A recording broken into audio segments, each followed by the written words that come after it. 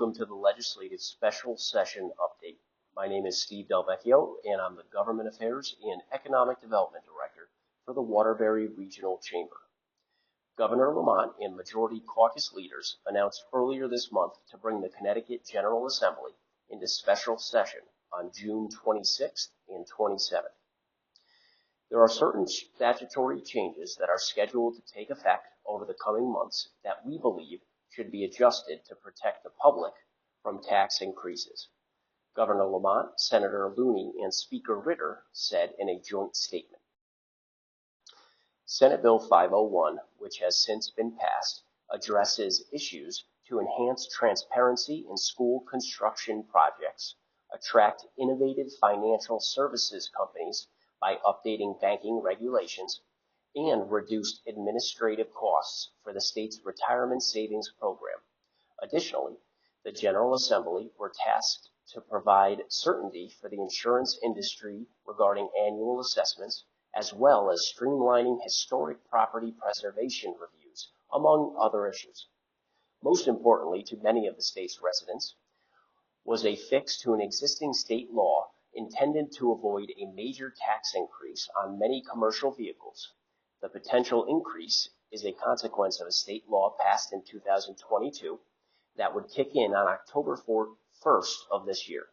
If not changed, business owners would be required to declare commercial vehicles as personal property. These vehicles would be subject to the town mill rate on personal property rather than the capped motor vehicle mill rate. The bill removes this provision, allowing commercial vehicles to still fall under the motor vehicle tax cap. The bill also aimed to change the process of how motor vehicles are assessed. It shifted away from using car values from the National Automobile Dealers Association to using the manufacturer suggested retail price with a corresponding depreciation scale.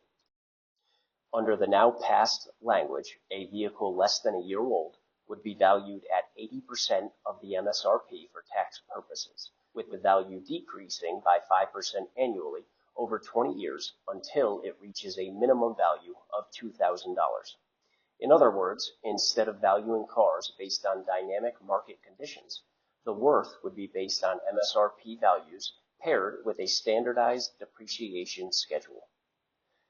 While the commercial vehicle change on its own would have received mostly bipartisan support, the car value and depreciation language, along with several other of the 6 bills bunched into a single omnibus piece of legislation, met harsh criticism from a majority of Republicans and some Democrats. In total, the bill was made up of over 130 pages. Like many other Republicans, Senator Rod Sampson explained that bills like these are extremely difficult because a lot of the times there are pieces of this bill that I want to support, that I would like very much to vote for, but then there may be other sections which I am not in favor of or at least have questions about. Regardless of the opposition's opinion, Senate Bill 501 was passed on the evening of Thursday, July 27th. That concludes this week's update. Thank you again for tuning in. If you have any questions, concerns, or would like more information on this bill, you can reach me by email at sdelvecchio@waterburychamber.com.